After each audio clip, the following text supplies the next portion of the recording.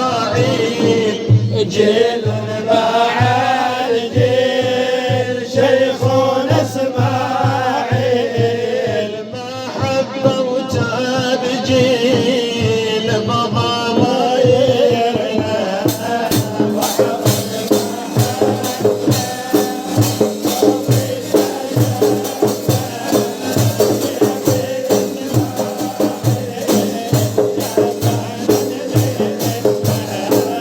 صلي وسلم